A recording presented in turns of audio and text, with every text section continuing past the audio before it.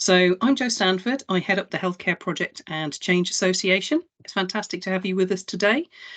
This particular session is on the professional insights. So we've had a series of webinars with the Association for Project Management, supporting career development all the way from those aspiring to careers in the profession all the way up to becoming chartered and fellows. And it was a really great session last week on becoming chartered, and we ran out of time. So we decided we'd have an extra one. We'd talk about fellowship, we'd talk about professional development, CPD, what people can do to support their professional development and hopefully get people moving so that they start on that journey. And that's an opportunity for you guys to ask us any questions, and also anything in particular from your environment, circumstances, organisation that you think would really help you to start to move things forward. So a very quick thing about the HPCA. We are just going through the process of setting up as a charity. We are hosted by HFMA, so the Healthcare Financial Management Association at the moment.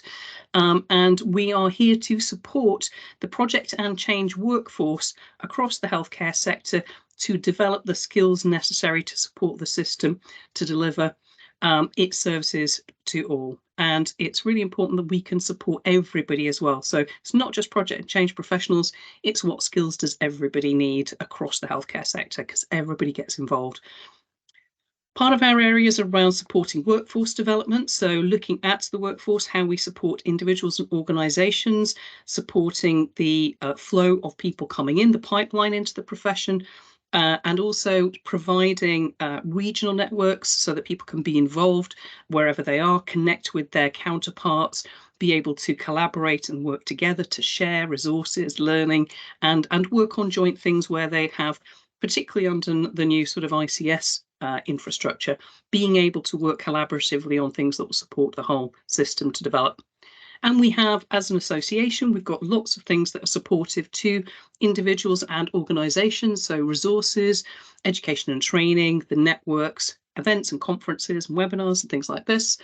We can support with innovation. So we're always looking at best practice, supporting the development of the profession, working with people like the APM and other associations to make sure that we keep up with the latest innovations in the profession, and also supporting big programs across the sector as well from a professional point of view.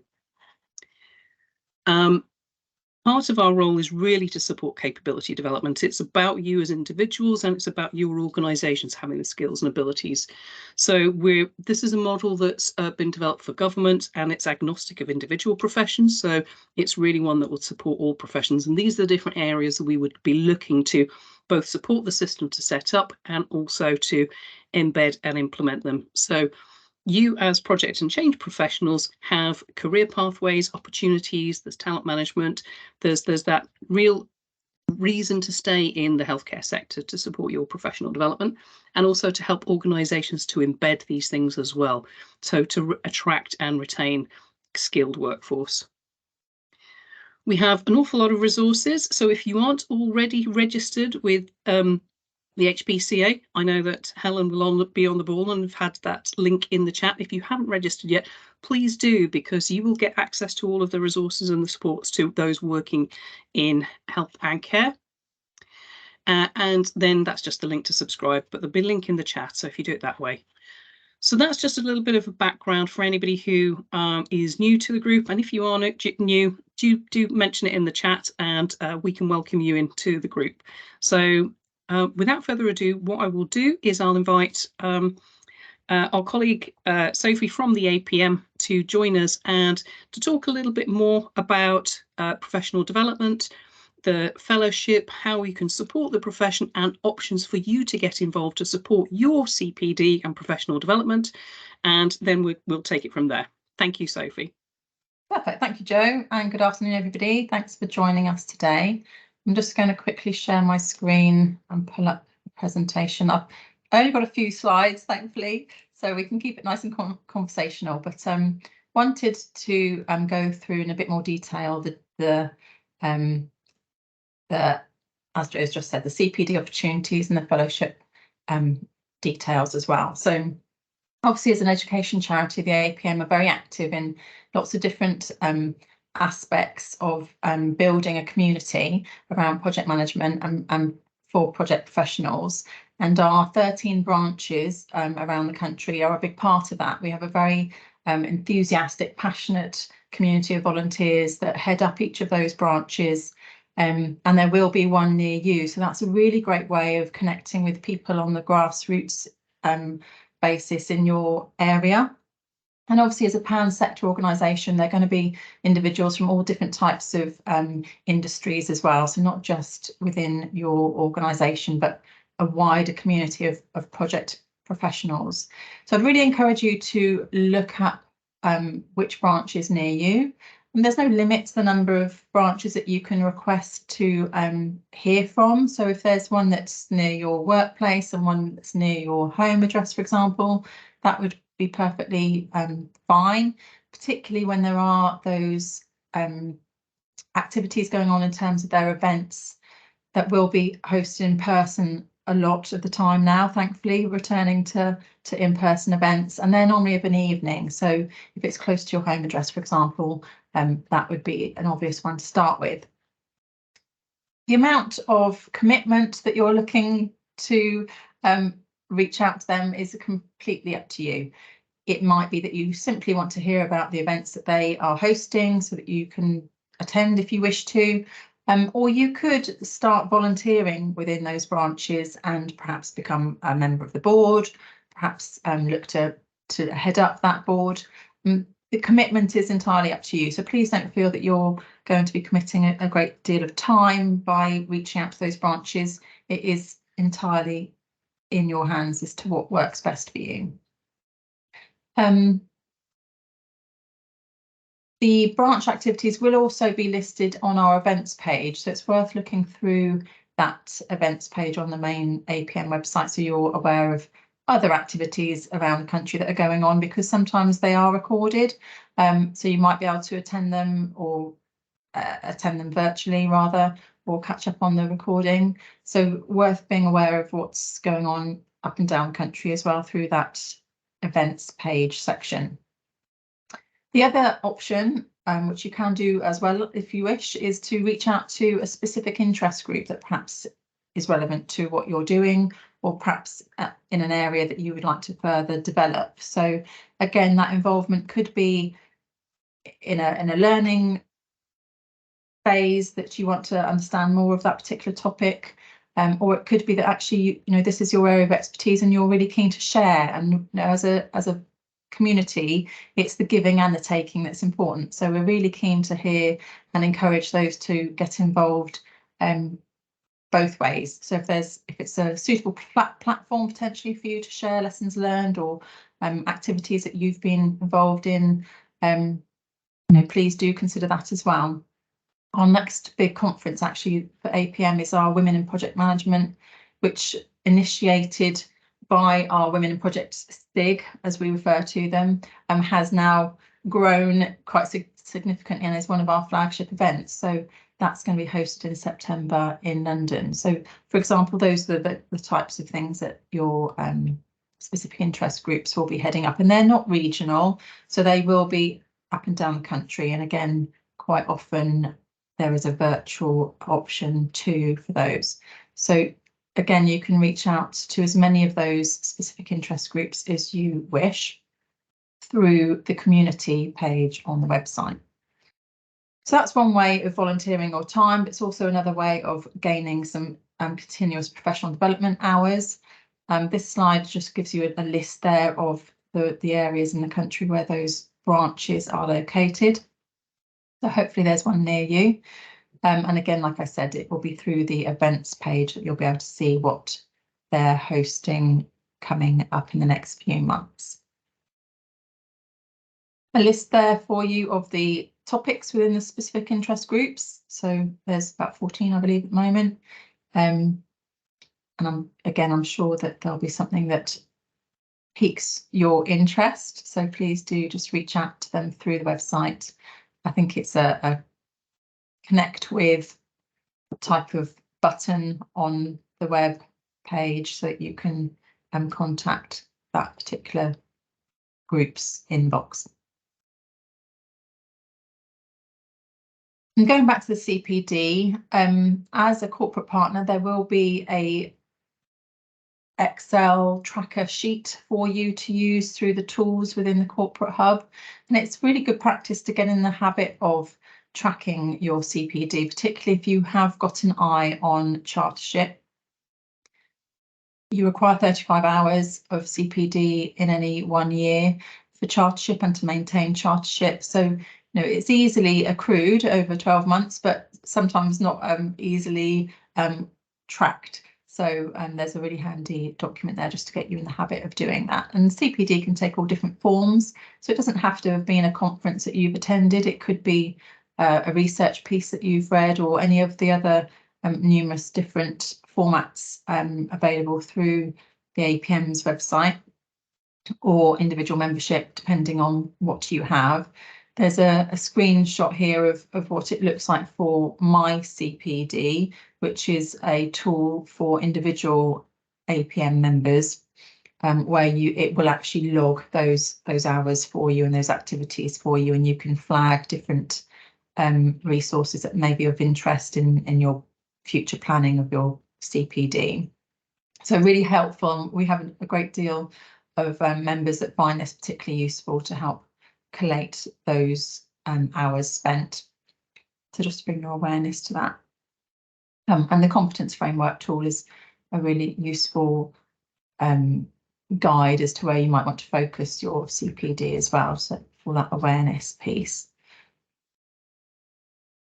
When it comes to fellowship, I wanted just to give you the slide just so you are clear how that framework works for membership. So there's the different levels of membership, and it's that fellowship at the top end, if you like, that I wanted to just touch on, which I'll just go over the mentoring piece first.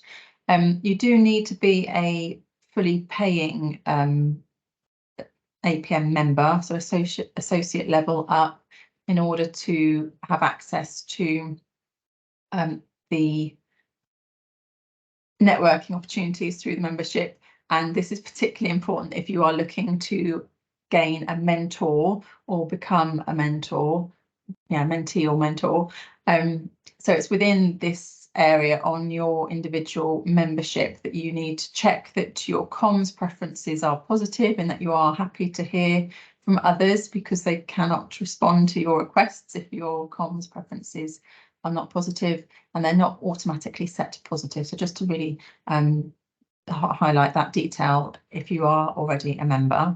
But it's within this area that you can communicate with the network, ask questions, share insights, get involved, have a voice, and join the conversation. But it's also through this area that you would request a mentor, and you can have as many mentors as you like as part of the membership. So we do have many individuals that have offered their time to support others, particularly in the Chartership journey. That seems to be a very popular option. However, you could choose a mentor to support you within your particular career development, and somebody else that's going to support you through Chartership or any number of different professional aspirations that you might have. But that's what that looks like. So that's the area that you're looking for here in the mentoring section there. And it's then an informal contract, if you like, to commit to what you're looking for and what they're prepared to offer. By messaging them through the platform, they will then respond to you when you've got your comms preferences positive, and you can then decide and agree between the two of you what you're looking to achieve, and if they are able to help you with that, and on what sort of frequency as well. So everybody's quite clear on what the expectation is. In terms of the membership, like I said, the fellow membership is at that top end of our membership. At this stage, we are expecting you to have been working in projects for at least 10 years, and you may have also been a member for, I think if you've been a member for at least 5 years, and then practicing for 5 years, but you need to have completed the application to be considered for fellow membership. And the requirement for that is that you have significant contribution to the project profession as a practitioner teacher or researcher. So that giving back piece is really important here, and it's above and beyond your day job requirements or expectations in terms of that, giving back and mentoring. So we're looking for individuals that are reaching out beyond their organisation to contribute to the project profession. But all the details are on that membership information page. So there's some guidance there for you to gauge what exactly is required and an application to complete to illustrate your suitability. And it's at this level that you would gain the post-nominals of FAPM, APM, which is something that I'm sure you'll see with a lot of the volunteers if you're looking for a mentor. So again, just a screenshot to explain who this membership level is for, and at what stage of your career, and what we're looking of evidence of in order to be successful at this level. So again, this is all found on the website, but I've just screenshotted it for convenience. And again, a bit more detail about what those additional contributions to the profession might look like in terms of coaching, mentoring, etc. I think that's all I was going to discuss at this point. I think Jo was going to elaborate a little bit on her fellowship journey. Absolutely. And also talk a little bit about CPD, because I think that this is very much a two-way street. So part of this is becoming a professional is about you developing your career, where you get to, where you want to, what you want to achieve in your professional development and career ambition. And part of that is that you can then support the profession to develop by being involved, contributing, and then sort of giving back. And you can do that at any stage. You don't have to have got to the fellowship stage to be able to start to do that. I met an incredibly enthusiastic young guy at the APM's Portfolio SIG conference that I was presenting at about 6 months ago. And he came up to me afterwards and he said, "Oh, that was really great. I'm really interested in this." And he was in his first role in portfolio management and really wanted to progress. And I said, "Okay, well, the best thing you can do is, get involved in the Portfolio SIG group, get involved in the committee, volunteer your time, because not only will you find out more about portfolio management because you're hearing it from the experts that are planning and doing it, but also you'll get to meet all the great people who are leading it across the landscape in lots of different sectors. You'll build connections, contacts, you'll learn more about it. And also when you're looking at things like career opportunities, you can go to your network and say, I'm really interested in moving on. I've done what I want to here. I'm looking for this kind of opportunity now. And you will have those contacts. And in terms of getting on career-wise, that's the best way to do it. So it's building your network of connections. So this isn't just about doing the learning. It's not just about, supporting the profession. It's about being connected with the community. So if you aren't already, if you connect not just with the APM and register as part of the HPCA corporate membership, that gets you connected in. There's also at the APM's, LinkedIn account, and also ours as well. So it's important to be connected and to connect with people. So I recommend you do that, because that's really the best way of getting yourself known in order for those opportunities to become available to you. I am just going to quickly show you so what happens with mine and how you can potentially use it to support your development as well. So I've been passionate about the profession for many years, and I worked for Department of Health for 10 years before coming over to the NHS for 10 years, and I worked in the private sector before that. And the golden thread for me has always been part of the project profession. So I became an APM associate member to start with, and then I volunteered as part of the Yorkshire and North Lincolnshire branch. Because one of the things about going to branch events is, in a sense, it gets you outside of the echo chamber of the NHS and healthcare. It's really important that we do network and connect with each other, but also there is a lot more going on out there that we can learn and listen from and reflect on how we can apply that then internally. So some of the best events I ever went to were things I knew nothing about. So construction, nuclear, infrastructure, things that were, you go, okay, I don't understand this, but it's really interesting to see how you've applied those project management techniques in your environment and sector. And you can take some of that objective view of that and go, well, how could we use that to improve what we do here? So I always recommend going to branch events because it gets you out of your own, dynamic and think about things differently. So connect with the branch. And so I became a committee member and helped to set up these events and helped to shape what kind of topics we talked about. And there is really not enough representation from the healthcare sector in the APM membership and also in terms of committees. So it tends to focus more on things like construction and infrastructure because those are the people involved. So we need people to get involved and influence the subject and say, well, actually, that doesn't work where we are. We do different kinds of projects here. Let's talk about how we manage those projects better. So getting involved in the branch events is fantastic. There's also the specific interest groups. And as I said, you make some brilliant connections and contacts through there. People who are really senior across the whole, profession, that you get to know you and you get to know them. And that gives you contacts and connections to be able to look at your next development opportunity. So all the specific interest groups, you can sign up to just be a member so that you get information in relation to those subject areas. So it might be something you're just interested in, or it might be something that is part of your role or your career direction. You go, yeah, that's what I want to be working on.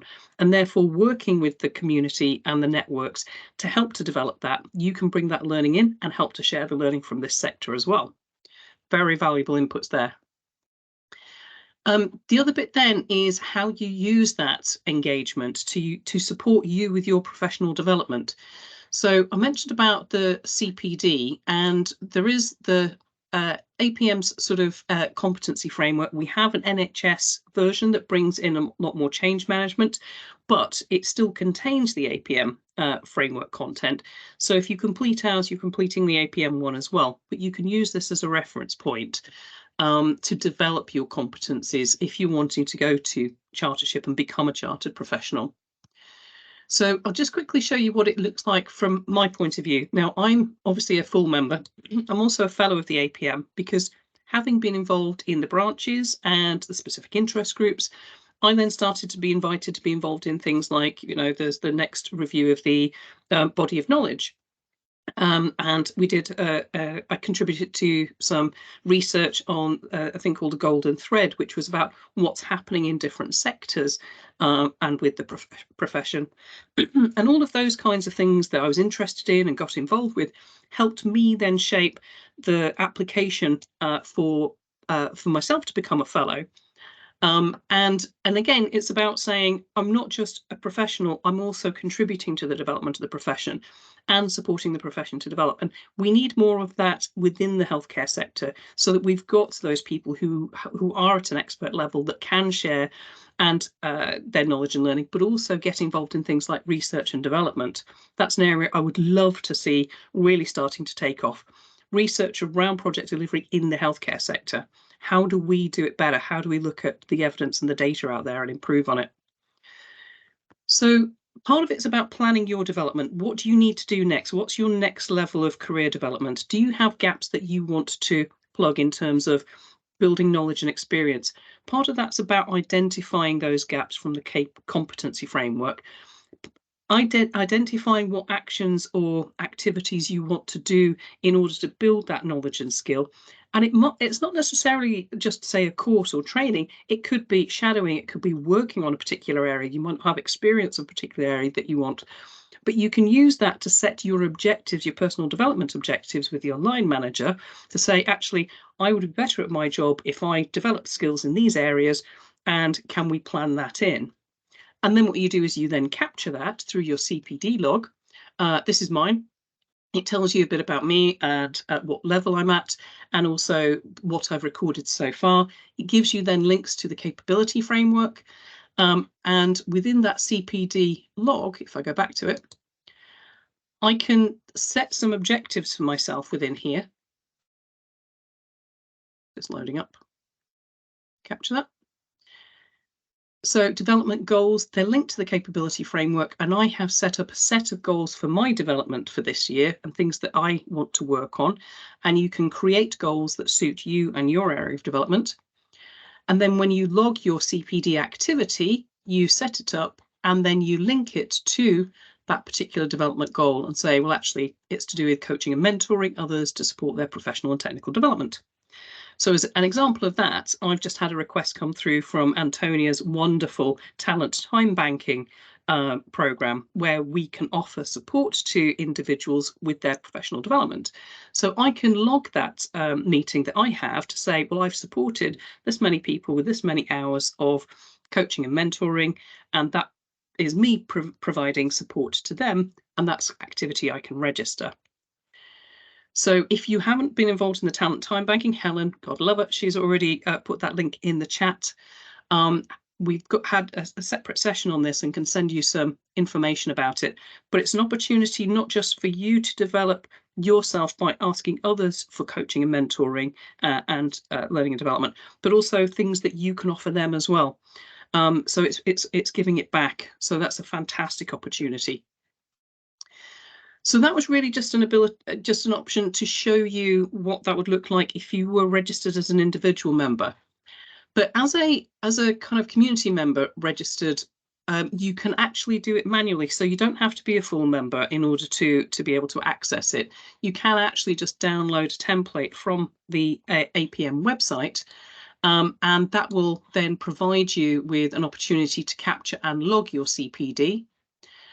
And what we'll do is we'll send that out to everybody. And if you don't already capture it, this is a really great place to start. And then you can share it with your line manager and help to set your objectives for those that you haven't got set up for this year yet.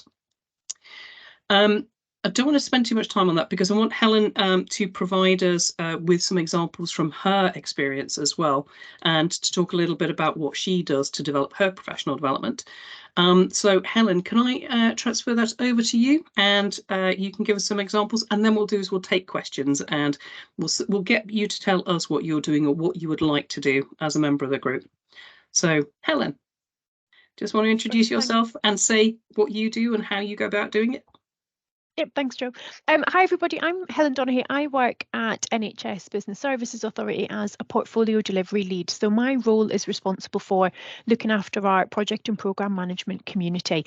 A big part of my role is looking at what's our CPD approach for our wider team, but also having to control my own CPD and make sure that I keep on top of the 35 hours every year required for the chartership status as well. In the last webinar, we spoke about chartership and the importance of that CPD element with it. It's not achieving the standard and going through the application process is great, but it has to be maintained, and that's 35 hours every year. It's a big commitment, but it's a commitment you're making to yourself in staying up to date and making sure that you're at the forefront of the profession. So CPD is so important. I'm just going to bring up some slides, mainly to keep myself on track because I can sometimes go off a little bit. So I'll just talk through a couple of key bits and share some kind of hints and tips and things that I found really helpful when approaching CPD with a more kind of structured mindset. So kind of revisiting what Joe and what Sophie have mentioned earlier on today is CPD is much more than just going on a course. So it's really that mindset shift from kind of badge collecting and going on the course and getting the certificate and getting the shiny badge at the end, much more to really making sure that it's aligned to what you need to do, but also it gives us a really good opportunity to understand a little bit more about ourselves. What's our learning style? How do we like to learn as well? So approaching kind of content development and building up your own knowledge in a different way that's outside of your standard learning style can also be a bit of development as well, because we're finding more about ourselves and we're giving ourselves another string to our bow. For me, the biggest bit with CPD is it's a cycle and it's not an isolated action. So I think the biggest tip that I can pass on in terms of approaching CPD is coming at it with intent. CPD isn't something you should wait for someone to kind of drop a course opportunity or drop a conference opportunity into your lap.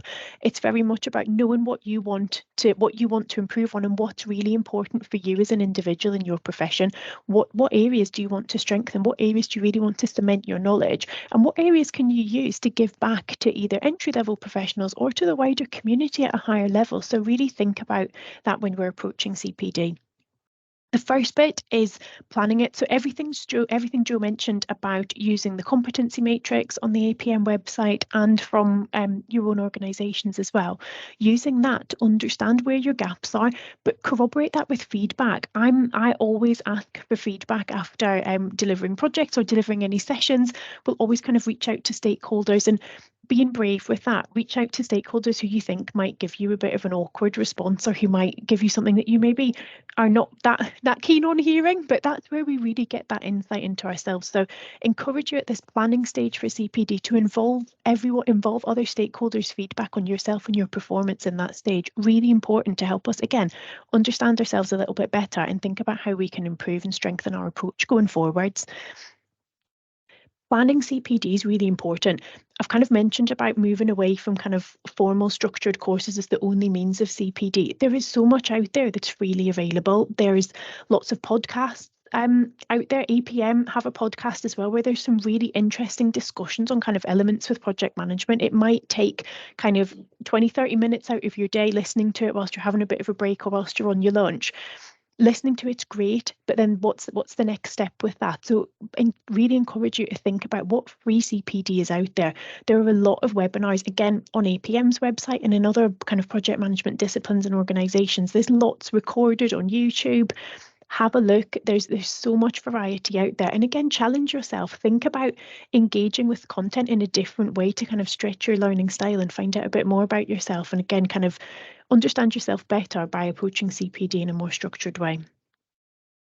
Don't forget as well, a lot of our roles are focused on soft skills. So we might have a lot of objectives around wanting to improve awareness of benefits management. We might want to deploy some different kind of risk identification techniques in our projects, but don't forget things like communications, things like leadership, working with others, difficult conversations. There are so many soft skills associated with our roles. So make sure you're including elements of soft skills and the technical project management skills within a CPD plan to make sure you have that really well-rounded approach and you're developing all parts of your professional experience to make sure that you're staying at the forefront with the knowledge and experience you're deploying into your projects. So don't forget about soft skills.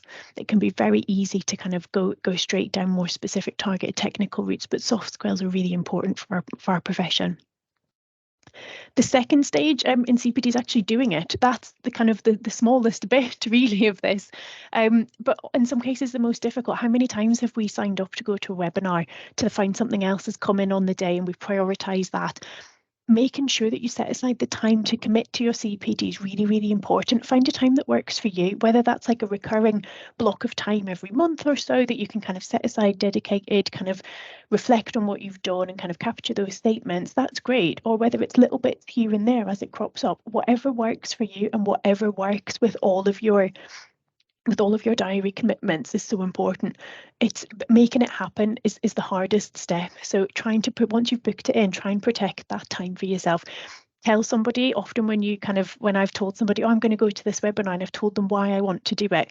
When I've said that out loud, it sounds really cheesy, but it does actually help me really buy into actually making the step and attending it and converting that expression of interest into an active engagement with that as well. So make sure that you try and get that commitment in for yourself. Really important.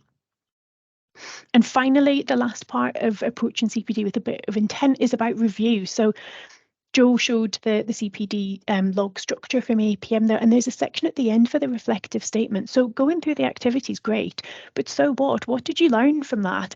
And it might be that, you know what, it's validated all of your existing knowledge and you kind of knew what you knew at the start, but you feel a bit more validated in that at the end. That's a good outcome.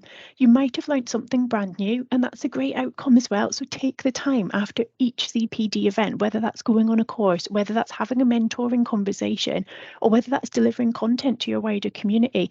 Have that second to kind of step back and think about, like, how could I have done that better? What skills did I use doing this? And what has that meant for me and my development? If you're delivering sessions to others within your community, it's really important to think about what would you do differently? What skills did you use? You might have been talking about risks, but actually the skills that you used were kind of communicating. You might have been having a facilitative approach you might have tried out, and you kind of task with that group and set them away on something and brought them back in and had to kind of really own that facilitator and kind of training leader role. Think about what skills you used in passing your knowledge on to others as well, and reflecting on how you could improve on those going forwards too. It's really important that we think about that reflection at the end. Otherwise, we've done the learning and we're not actively applying it. So dedicating some time to think about that and a little bit of reflection time is really important. And the final kind of tip from myself was thinking a little bit bigger with your CPD. So it's, again, in the theme of what's been spoken about today, thinking about beyond chartership and to that fellowship piece. It's about paying things back. But regardless of what level you're at, it's really important to think about what have you learned through your CPD and how could that support others? Is that putting on like a lunch and learn session, having been to a really interesting webinar and you want to share the insights with people? Could you kind of offer that out to your wider team and community and kind of brief that out and start some discussion on it? Have you learned something or had something validated that makes you kind of question some of the guidance that you currently have in place around your project management approaches in your organisations? Could something do with a bit of updating due to some new knowledge or approach that's been shared with you? And could you lead on that? Could you lead on improving that and rolling that out to support everyone benefit from your knowledge as well? So while CPD is really personal, especially at this level when you're thinking about chartership and potentially fellowship opportunities as well, think about how you can use your knowledge wider than just benefiting yourself. How can the so what piece, how can you support others to benefit from this, from the knowledge that you've gained as well? So I think the key thing for me is making sure that we approach CPD as much more than just an isolated action. Actually, the planning and reflecting that bookends the doing the do of CPD is so important. Plan, make sure that your activities are relevant to your objectives and that they're going to add value to you, but use that as an opportunity to kind of test out different ways of learning for you rather than maybe kind of reading materials. Try and interact with it through video, or try and interact with it through a podcast kind of audibly, and see how that impacts your learning experience so you can find out a bit more about yourself and stretch your learning styles too. And finally, that reflective piece is so important. How's it benefited you and what can you do with that going forward? How can you pay that back into your immediate community, but also within the wider profession as well? So I'll pass back to Jo, because I think we're going to have some question and answers, and I can see some things popping up in the comments as well. So great to get your thoughts on this. Fantastic. Thank you so much for your insights there. It's really helpful, I think, to kind of see some of that in practice. And what I'd really love to do, because this is a small group, is I'd really love to get you all on camera, get your sound on as well, and share with us what your thoughts and comments and reflections of this are. So Catherine, I know that you and Anne have both said that you do CPD at the moment. What would be really good is, can you share both what's the benefit and what the challenges are for you? And for those of you that are wanting to get started and have problems, I know, Kat, it's good to see you, Kat, you know, identifying what some of those barriers are, maybe we can have a chat about those things and see what can we do to help with those. Catherine, do you want to share your experience of how you've used it? And Anne, great, thank you for joining in as well. Catherine, do you want to go first? So from my point of view, it was for the project delivery accreditation process. One of the things we had to do was to fill out our CPD log.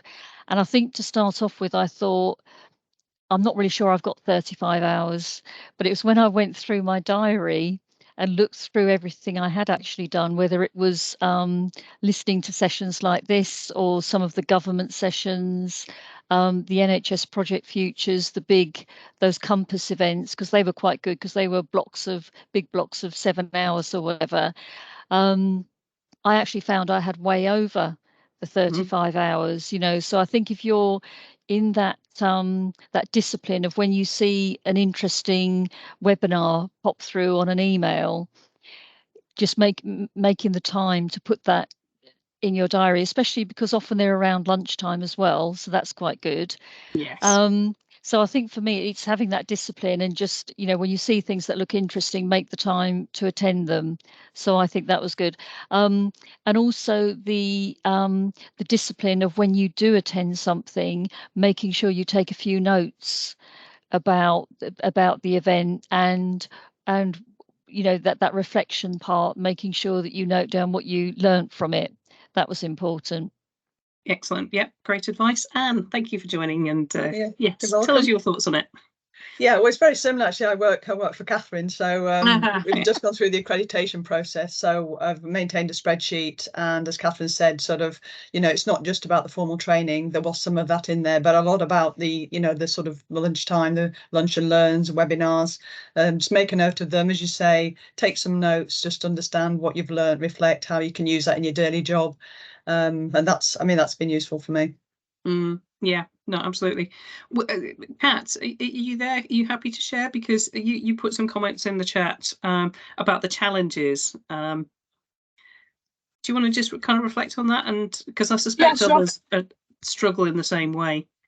Yeah, I think it's probably quite a common struggle for a lot of people. I've been back full time in work for about 3 months now after taking a period off for illness, and I suppose I'm just starting to get back into that mindset of thinking about my career and my learning and development. I've been a senior project manager now for 2 years, and I don't feel quite ready to leave my role yet, but I'm very passionate about the learning that you do in the role and not just when you're seeking something else.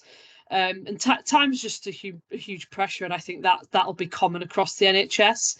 But for me, it's as I said in the chat box, it's about not just finding the time, but being deliberate about when I carve that time out to think about learning and development and CPD, because I'm not going to do it at 4 p.m. after being in back-to-backs all day. So finding time, protecting time, but also being deliberate and mindful of when I am carving out those learning opportunities and time to think about that, so I can really get into that mindset. Yeah, I think that's a really brilliant reflection, actually, because it's actually, when do you learn best? I was talking to one of my team this morning and we were talking about the schedule of the day, and I'm like, there's no way I can do things that I have to actually be creative and constructive and think about in any deep way after about 2 o'clock in the afternoon. My brain just doesn't function after that. I can do admin, I could do, other valuable stuff. But if you want me to think about something and be kind of constructive and creative, you go, you better catch me in the first few hours of the day. So I think that's a really useful reflection, actually. And I think also we tend to try and get sort of events on at lunchtime because we know that it's probably more accessible for people. Branch events are usually in an evening. I mean, the online ones are during the day, and those can be really useful and accessible. But evening ones, I think sometimes, whilst it might be hard when you're in the churn of the day, and some of it depends on your circumstances, but if you've got like an evening event with kind of like a branch event, and some of those are face-to-face, actually being somewhere else, being somewhere new, that can actually be quite refreshing because you're in a different environment, surrounded by different people, getting different insights. I know that the whole thing of change is as good as a rest. Getting out of that daily churn of back-to-back Teams meetings, I think, can also help to replenish your kind of ability to absorb some of this information. So it's worth trying out some of those branch events and going along and meeting people. It's a great social networking opportunity as well. So thanks, Kat. That's great. We also had a comment in the chat from Doris. Doris made a comment about knowing the criteria for learning outcomes helps with directed learning. Not knowing really leaves me demotivated with the lack of enthusiasm. And I think that's a really important point as well, Doris. So one of the things that we've done, obviously, we've got the APM competency framework. And for those that want to become chartered, to be registered project professionals, it's important to understand and go through that. But also for those of us working in healthcare, particularly in the NHS, because this is adapted for the Agenda for Change framework, is the capability framework that we have developed. So when you're looking at, well, where do I need to focus my time and effort in terms of learning and development? How do I hone in on the things that I need to do for me at this stage in my career? This is a really good place to start. Antonia or Helen can stick a link in the chat so that you can access this. But also, if you're registered with us through the HPCA subscription, you'll be able to get that link as well. And the important thing about looking at the framework is it's about assessing where you are on your career pathway. So where are you now? What kind of role are you in? So in the capability framework, these are role types. They're not job descriptions, they're kinds of roles. So if you're in a PMO type role, a project support type role, or you're a program manager, or you're a project manager, it's then looking at those individual roles and saying, well, where am I on my career trajectory? Where am I now? Where do I want to be going forward? And this will give you some direction in terms of both the competencies and the level of skill that you would need to develop in them, but also ideas around professional accreditation and qualifications to support you with that. So to help you think about that and focus on that, it's worth having a look at this. And Tony can also give you the link to a self-assessment as well. So you can look at your role and your competencies and say, well, where should I be? Where have I got some gaps? And also, if you're looking to progress to the next level, what does that next level require? That can help you then to start to structure your planned learning and planned development. So please do have a look at that and see where that takes you. In the framework, there's also the skills levels, and this links to something that Catherine was talking about, which is accreditation. So having qualifications is one thing, and becoming a chartered professional is one element. But the government has set up accreditation for project professionals. Now, we're looking to expand this across the NHS, but it looks at what level you're at, and it's effectively more of a kind of licensed to work at an accredited level.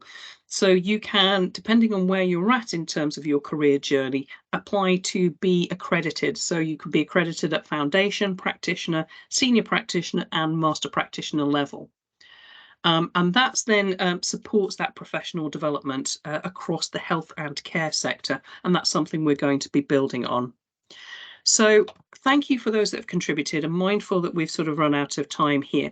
Do we have any questions? So if you want to stick your hand up in the chat, we've answered a few as they've come through. Does anybody have any questions for us or would like to make a comment or suggestion? Is there anything that you have a burning desire to do in terms of professional development? If you stick it in the chat, we will look to factor that into some of the events that we put on to support you to develop. And if this has been useful and helpful to you in terms of insights, please do fill in the feedback form, because it really helps us to then be able to plan things that will make the time that you give to this really valuable and help you to develop. Any last questions? Got no hands up? So, and no more chaps, no more in the chat. So if you can just fill in a comment in the poll and just tell us what was useful to you, and also, is there something that you would like to learn? You might want to put at the start of it useful and what it was and would like to learn, and put the subject next to it. That will help us plan the next set of events that we can put on for you to help you with your professional development. More CPD opportunities? Oh yes, and Helen has mentioned that you can watch the events that we've put on with the APM, all of the career developments, the whole 5 sessions on our HPCA YouTube channel. And if you're looking for CPD activities, our YouTube channel has got hundreds of hours of really great learning on there. So do click on that and have a look through. And if there's an area in your professional development from the capability framework that you think, I need to know more about this subject, have a look at the YouTube channel first, because there might be a really great session from an expert that we've had on in the past. And that's quick and easy and free to do, and you can apply that immediately then. Okay, we will pull those together, and just so you know, the next webinar that we have scheduled for the community is on Thursday, the 14th of September, 1 till 2 o'clock. It's the APM corporate and individual membership. So for those of you that haven't signed up yet, it's a good opportunity to come along and to go through that process, so that you then start to make sure that you're accessing it and getting involved and learning from and getting the most out of that membership. So do get that in your calendar. The link is in the chat to register, so please do register now. Then you know you've got your next set of professional development activities set up and ready to go. Thank you everybody for joining us today. It's been great to have you with us. Thank you for coming along during the last week of the summer holidays. It's great to have this many people here. Hopefully that was really useful to you. Do keep coming along and contributing, and also do get involved. And don't forget, we have our conference on the 11th of October. And as Catherine pointed out, when we had the campus events, you know, those were a whole day of CPD activities. So come along and have a really fantastic full day with us. And it's a really good opportunity to get away from the desk, meet people, network and connect, and really boost your professional development. So click on the link in the chat now. Thank you, Sophie. A really great set of events and input from you and the APM in terms of development of the profession. Thank you, Helen, for your insights and your experiences and sharing those with the rest of the community. It's been fantastic. And thank you, everybody who's attended all of these events. And I think, Daryl, you definitely get the prize, I think, for turning up to all of them. So I think if anybody else has turned up to all of them as well, well done you. And there's a whole set of CPD learning there. So thank you very much. Have a great rest of the day. Hope you enjoy the rest of the week, and we will see you at the next event. Thank you all for joining us. Take care. See you soon.